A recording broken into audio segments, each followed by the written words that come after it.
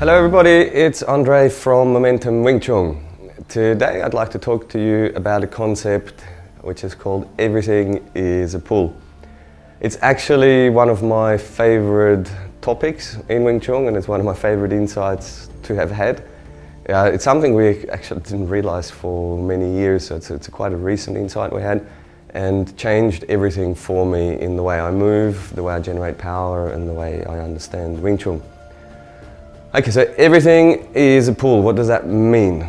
Let's put it into context of, so we're trying to move without using any muscle, like no muscle at all. So if I were not using any muscles, I'd essentially be like a puppet. So everything just sort of hangs and I've got no muscles to move my arms. So if we now said we were like a puppet that had just one string left attached to it, which is the one that pulls my spine up, that's what's going to keep me upright. But now if I'm not using any muscles to move my arms, or if my arms were paralyzed, the only way I could move them is virtually if I kind of used my body and sort of swing it around and pull it around. And what I'm trying to get to is, as a puppet with no muscles, if I could only access the center of my mass and control that, essentially what I'm doing is I'm moving from my center here, and I guess I've got like three directions available, three vectors, but it doesn't really matter. Let's just say it's a ball. So if I, for example, did something like that or like that, it might move my hands either way. So when we're trying to move without using muscle, let's say my arms are attached to my body, just like a rope would be, the only way for me to actually move the arm is to generate, somehow or other, momentum from my center, or if I had this attached here, like if I wanted to swing the rope, I'd have to use my hips. Now obviously we don't throw our weight around like that, but it's a feeling that we have in the body when we're moving. So we want to try and move like a puppet, and the other insight that I'd like to share with you is the moving like a dragon's tail.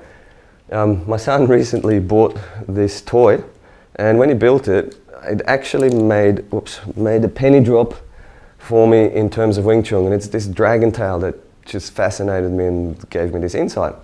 So for the argument here, this little wheel here is going to be the center of my body, and then all these other joints are going to be my shoulder, my elbow, my wrist, and so forth that are attached. So because I have no muscle, I can't move this bit first, and I can't decide to move from this joint. Like, these are all frictionless motion joints, but they have no control in terms of starting the motion. The only place I can start motion from is my center of mass.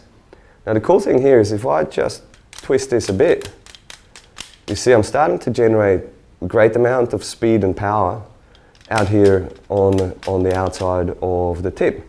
And so that would be me moving from here. For example, if I did like a Bill G type strike, or let's say a Chum Q type side slash, any of those moves essentially happen because the movement starts here in the center and pulls the rest of the body along.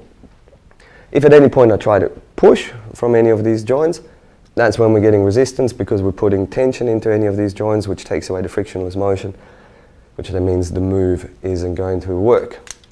So what we really want to do is everything we do, we want to move like this dragon tail with the power initiated from the center of our mass. Now just quickly, I'll go into that a lot deeper in another video. But if you think, Silam Tao teaches us the whole idea that we don't need muscle, so we can actually be like the dragon tail. As we start to rotate the body, that essentially is what we later on will be doing in Chum Q. And it gives a propelling force. So you can see we've got like this curved shape. So if I was here, if I had an object here, when it gets hit, this object would get propelled away. So that's one of the characteristics of Chum Q. It's a very propelling sensation when you're getting hit in a Chum Q way. Whereas then here, after this last bit, you can see how things will twist around. And when we're getting to the other side of the curve, so we've got all the momentum and now we're closing out, that would then be the more Bill G way of moving. But you can't jump the gun to get into this shape. You always still need the Chum Q foundation in any move. Even in Bill G, you still have to have that Chum Q feeling before you can change into Bill G. Anyway, more on how the forms relate to that in a moment. Yeah, let's start with the punch. So same thing, if you hold tight, if I just push into his, I'm pushing myself back, but if I move now, relax my arm, completely let it go, and everything comes here from the center. So I'm actually feeling as if my body's turning this way, dropping down and turning that way. I'll go into more detail of counter rotations in one of the next videos, but it's the center that moves, and as the center moves, that will propel the person away. I'm not, like in a Silam Tower case now, I'm not actually physically turning my body to generate the power. I could. That would be a Chum Q type punch, but in Silam Tower, I'm not actually doing it, but I'm still feeling rotation happening in the body, even though it might not be visible to the eye. And then later on, let's say if you hold out like this, I'm going to use the Bill G example, so make it very hard for me. If I push laterally, again, I'm resisting here, I've got a problem. But if I can actually free everything up and then let this whole rotation happen, same as the dragon tail, or if we took a Chum Q side slash, you stop me here. If I'm pressing into it, I'm stuck. But if I drop it all into my center and turn from here, it becomes very easy to do that because I'm not pushing into the object, I'm just pulling. Or the other very typical example is the side slash. So if I put tension in my elbow, he can stop me very easily. But if I free the elbow up completely, just like a frictionless motion, put frictionless motion in my shoulder, and now it actually starts from the spine. So the spine sends the force out into the shoulder, into the elbow, and everything gets pulled versus pushing. So everything we do is always a pull. Even when you're punching, you're still pulling. We never push. I'll quickly show you a prop as well, just to illustrate it so we're not just talking about the body, how push versus pull translates into more efficient force being generated.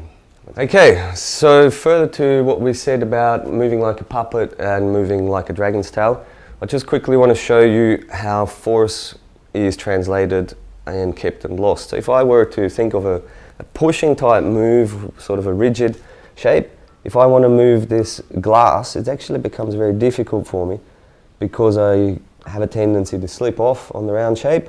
But also if I wanted to sort of do a curved shape, or if I want to move around, it becomes very difficult for me to control where this object is going. If I, on the other hand, use a pulling type force, like this, then every move I do is instantly translated into as much energy as possible. So it's a very efficient way of moving versus the tense pushing way, which is quite difficult to do in this case.